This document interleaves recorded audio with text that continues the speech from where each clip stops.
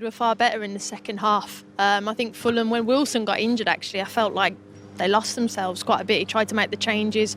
But I think, in fairness, I thought Man United pushed on and actually deserved the goal in it. And I think we kind of mentioned Garnacho at times. First of all, it's a great ball from Bruno to get in that space and behind. There's a little chop there, sells a defender. Look, the pass might have not been there, but I love what Martinez does. He steps in front. When you play that left of the three, we all know better. You step in and you're aggressive and you win it, and then you get your little bit of luck from that momentum. Yeah, you do. I mean, great movement, great timing, great pass from Bruno, who's always involved in everything. But I mean, creativity-wise, Man United were off it today. I think the lowest chances created in the Premier League game this season, which is 4, but they got the one that counted. You spoke at half-time as well about Garnacho being the bright spot, the one bright spark for Manchester United. When you watch this game tonight, are you thinking, how could they possibly sell him, Rio? Yeah, I am. I'm just thinking, where's that spark? I know. I think in terms of the team shape, he doesn't probably fit the profile of player that Amorim's used to having in that little half-10 space. Garnacho's naturally more an out-and-out winger. But he's definitely somebody I think has impact. And I don't care where he finds himself on the pitch, he will have impact in the game like he did today at some point. He'll create something. Sometimes I think he can clean up in some of the different elements of his game, yep. But the kid has that kind of understanding of sometimes, listen, I don't care. I'm going to go and just try and attack this game by any means, and normally finds a way. So he's a kid out of the academy, and I just find it, because of the financial rules, it's almost being incentivised for a club to sell homegrown talent. That should never be the case. Listen, I don't want to go down that road right now because I'm just hopefully enjoying a free points from Manchester United. But I think, listen, creativity-wise, they need to improve. And defensively today, I thought they were much better. And given what else they offered in attack tonight, Karen, could they afford to let him go? I think the question is, if, like Rio said, if they sell and get kind of the profit for him, how could they use that for someone maybe that might fit his system better? You saw today he was very much a left winger because Maguire in the first half went and played in that 10 position, so he knows he can't play him inside as much as he would like. So I'm with Rio. I don't like selling homegrown talent, far from it. But the question is whether Ruben Amorim thinks, can I get him consistent for me? And if I sold him, could I use that money for a player that might fit my system? And that's only the manager can answer that. What I would say, I think he's got to find a way of getting more out of this team with the ball. Far too many instances today, you're looking at everything side to side, everything's safe around the back three players, the centre-backs are having a lot of possession. But once the ball goes into the midfielders and the attacking players, there isn't enough like triggers and movements and cohesion with this team. Do they desperately need a striker? I think they need one of the strikers to start retaining the ball. I think that a platform for any team to start launching attacks and sustaining attacks, the forward has to be part of that and has to retain the ball, play into him, which allows runners to go beyond, allows the team to get up the pitch and play higher, having more possession in the opponent's half. Man United aren't allowed to do that recently, especially because I'm watching these games and the strikers aren't. The only time I saw it happen actually in the last couple of games, Xerxes came on against Southampton and the ball was getting fed into him, keeping it, team move up, change the fortunes of the games, and they're going to need that platform to really kind of move on in a positive way. OK, well, let's hear. Yeah, well, he's clearly under no illusions. I mean, any win is welcome, of course, particularly when you're in this kind of situation for Manchester United. 12th in the table, 4 points off the top half. They can't gain loads of confidence, but winning does that in itself, does it not? You know, I just like how straight and honest he is. He actually knows exactly what needs to be done. He knows they're a million miles off. And if Man United had played some beautiful football and hit the bar 4 times and 12 corners and 18 shots and got nothing from it, it doesn't mean anything. Tonight they got what that will do tonight. They got the points, and what that will do, and Owen will tell you, training ground will be bouncing. And that's all they need, a bit of confidence. Remarkable, they didn't have any corners. So there you go. I mean, that's, exactly. I've not seen many games where a team doesn't actually have a corner. But goals are hard to come by in this United side. You know, they're still trying to find who's going to, Hoyland played today. You know, he had a tough day. Yeah. You know, to say the least. Xerxes come on. But actually, they're getting goals from, from people like Martinez because they need it. And obviously they've conceded a lot of goals too.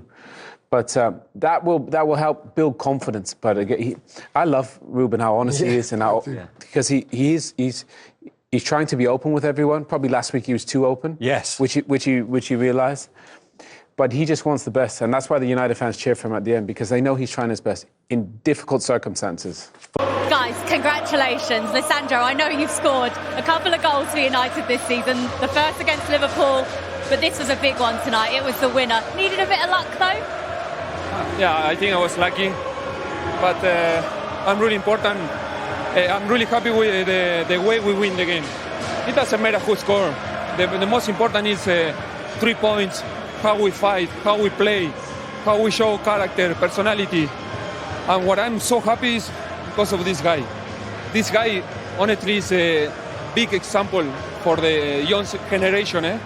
The big example. So I'm really happy for him because he's working so hard every day and he's so humble. So he deserves all. So. Toby, you've made your senior debut for Manchester United this season. What's it like to hear one of the senior players in the team say that about you, and how have you found it? Yeah, it's unbelievable. It's coming from a World Cup winner, so couldn't ask for anyone better, really. But yeah, like you said, I'm just working hard. It's a tough environment, and I think that's good. It makes you better as a player and your character as well. But yeah, I'm just looking about improving every day and helping the team as much as I can. And you were involved in the other key moment in the game tonight, that goal line clearance. Do you realise just how close that was? Yeah, I remember clearing it and thinking, has that gone over? But luckily it hadn't. So yeah, just happy for the team and the win. And yeah, the most important thing is that we did it as a team together. Yeah, it does feel like an important win for Manchester United, particularly after what's been another up and down week. And just to hear the fans celebrating like that at the final whistle, what do you think it meant to them?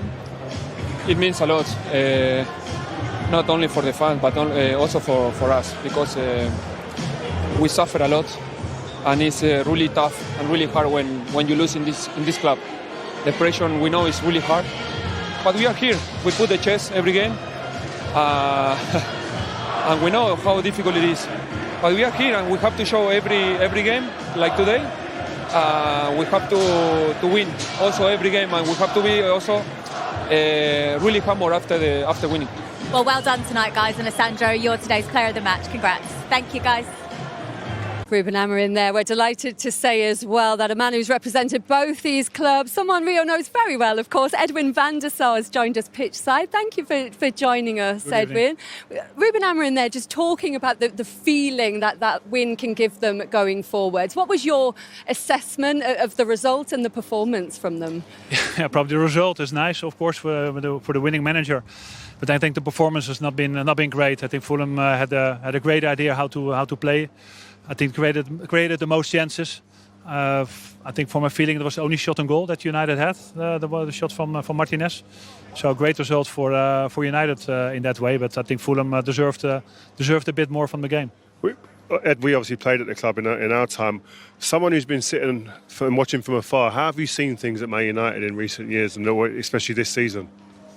This is why we got you on here, Ed. Come on, big question. Here we go. Yeah, okay. It's of course you need to stabilize a club. Performances you need to have on a Saturday and on a Wednesday. Of course, we've chopped and changed with managers over the last 10, 11, 12 years. Mm-hmm. So the results are not coming to be fair. Or maybe the way they play. Winning games, of course, it must breed confidence, but you don't really see that on the pitch. That there's a lot of confidence of the idea how they want to play, and of course it's still early doors.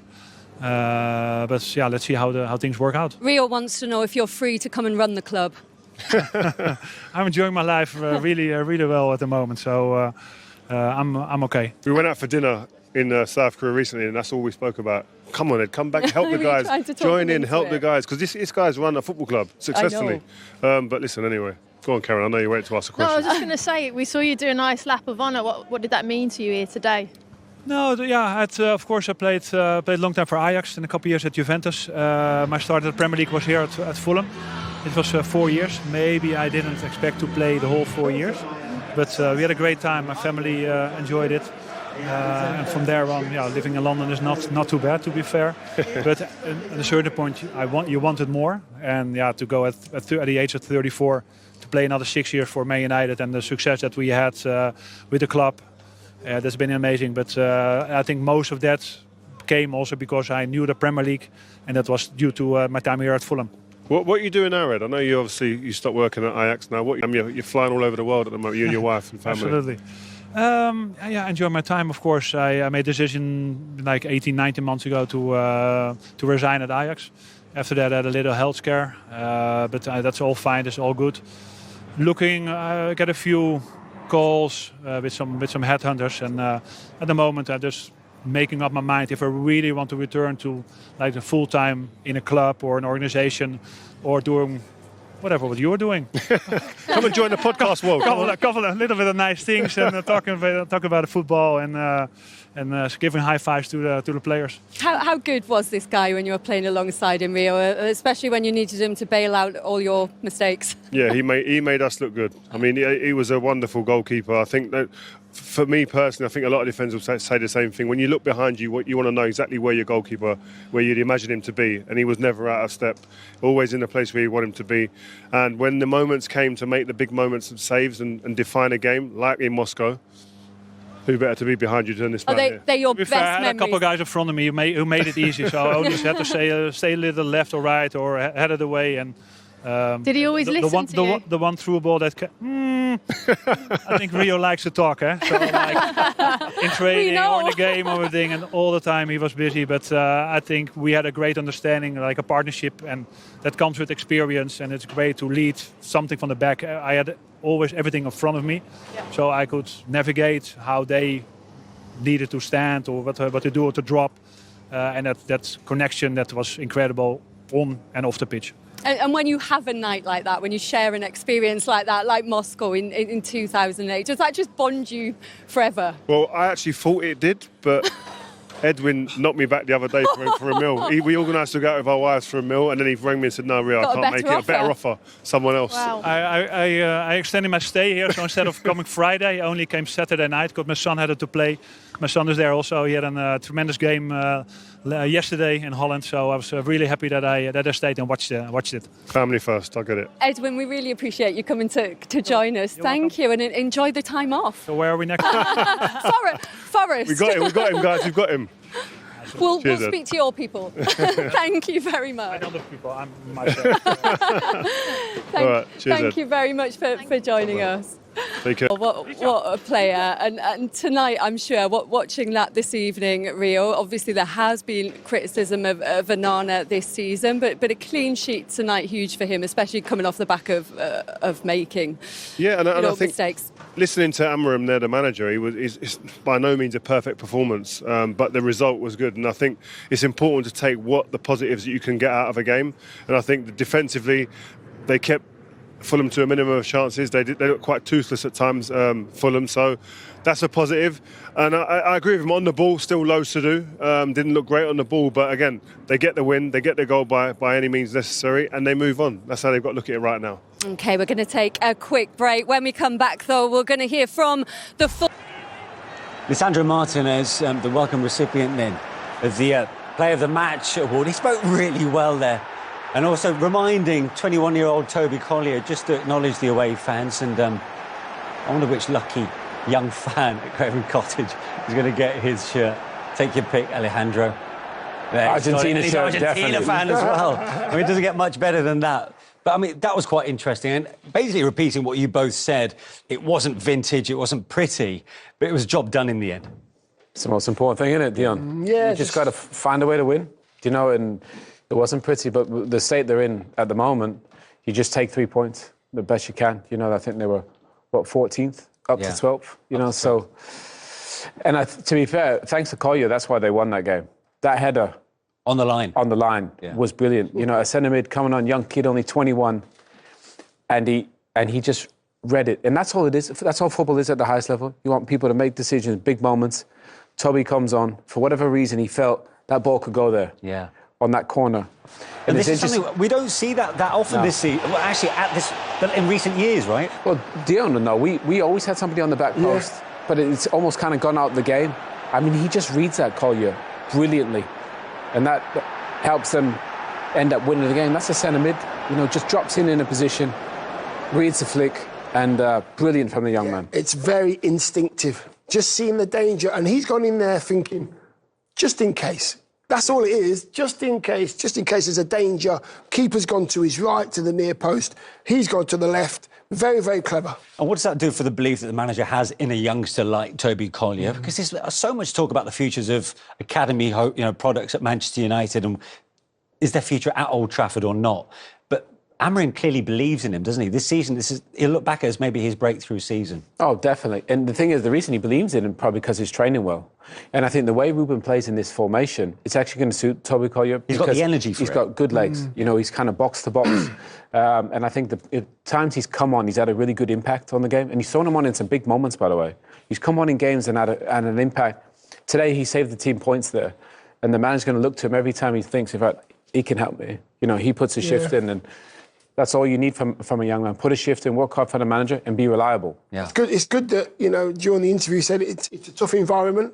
It should be a tough environment. You're going into the first team. You play for Man United, the manager's dragged you into the first team training session. It should be tough. That's why Martinez said what he said. He's humble, he's come from the 23s or the kids, gone into the first team, kept his head down, and he's working hard. He's got his rewards. That's the way football should be. Yeah, in some ways it was a cameo from the bench. He saves his side a goal, clearly, there. But what about the goal that actually mattered? From Lisandro Martinez, and a rather unlikely goal scorer, only his third United goal. A touch of fortune, but, as they say, you don't buy a ticket, Owen. Well, look, I love that little chop from Garnacho. Really, it was him and Ahmad who were creating things, but he just reads it, Gets in front of Muniz there, and sometimes it just falls to you, Manish. And the ball's basically talking to you saying, hit me. And honestly, I love this from Garnacho, brilliant. And Martinez, for whatever reason, he reads this coming out, gets in front, boom, I'm going to hit that. And I think it's Lukic. It comes off Lukic. He does, yeah. And that obviously makes the ricochet, makes it difficult for Bandeno. And look, if you don't hit, like Dion said, if you don't hit it, you never know. And he had a pop. Yeah, he did. He just, the thing about it is the keeper just, the keeper's expecting a clean strike on his goal, and he's set for a clean strike. He probably would have saved a clean strike, but he's just come out a little bit too far. Yeah. And the deflection's it's a perfect deflection. Do you think having a second look there, Bernd Leno, could he have done more? No, I don't. I just think when the ball's flying that quick, he got something on it, but just not enough. Sometimes you just find yourself in the... And I don't know if you can see the keeper in this clip, but you'll see the keeper comes forward, maybe, if you can see him in the top of the screen. Watch him come forward. As soon as he steps forward... Yeah, fake him out. Yeah, he's never going to be able to go back quick enough because the ball's moving so quick. Gets his tips on it. He tries his best, but sometimes it's just not your day, and Martinez got lucky with that one. United needed that look. They needed it. Garnacho played a part there, and we saw Ahmad also thinking he had scored a goal. I mean, these are players who are coming to the rescue for United at the minute, aren't they? Yeah, the young lads, they're the hope. Well, Bruno's obviously the guy that kind of for the big moments, but actually it's Ahmad and Garnacho who are the only ones really that actually create moments. And I think right now, because the team's struggling scoring goals, you're relying on these young lads' individual brilliance to do something in a moment. We saw it with Ahmad against Manchester City. Obviously against Southampton, obviously as well. The Ahmad show kept rolling on. But today, they're the lads that are creating. I know they only had one shot on target, but they're the ones who have moments where, if it falls to them, they create moments for their teammates. Like Collier, we saw Muniz come off the bench, but for Fulham, to try and give them the spark up top, it wasn't quite working out for. He nearly made an impact, did he not? Yeah, he did. Muniz had a couple of chances, actually. He just gets his technique wrong on a couple of occasions. That one there, he snatches at that. You just have to get above that one, and then you just... Anything into the ground, he's got to score, but he just goes underneath it. Oh, there's three shirts in front of him there, but just look, you see how he lifts it there. He's got to go low there. Yeah. It's a poor technique, and he knows he should have done better. I think he should have scored. Dion's right. Just if volley into the ground, it hits the ground, it's in. Yeah. I mean, Marco Silva won't believe that somehow how they found a way to lose that game. Yeah. They deserved probably at least a point. Yeah. But if you don't take it, we said in the first half, they had good chances. They didn't take them.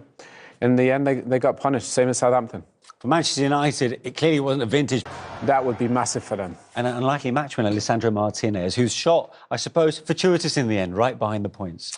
Yeah, listen, like Owen said, he took the strike on. It was going to hit the target. It took a deflection. It was very much a I think the keeper came out to set himself a couple of yards for the strike, took the deflection, and where he was is where the ball went, and he just couldn't get enough of a hand on it. So a narrow victory in the end for Manchester United, and that ends match week 23, of course, which started then on Saturday. Quick reminder as to what we saw 24 hours ago, that statement win for Bournemouth over third-place Nottingham Forest. Dango Ouattara getting a hat-trick there.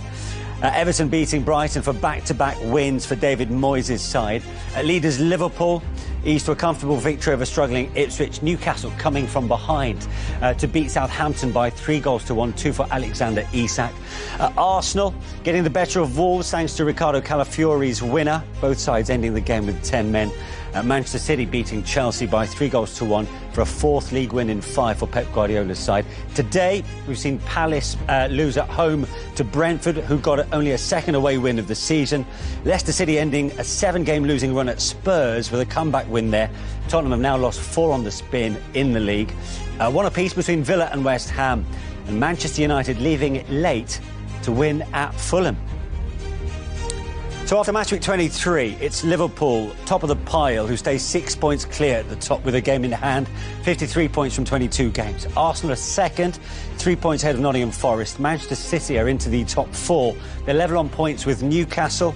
Chelsea and Bournemouth outside the top 5 by a point. And then it's Villa, Brighton and Fulham who stay 10th, despite today's defeat at the Cottage.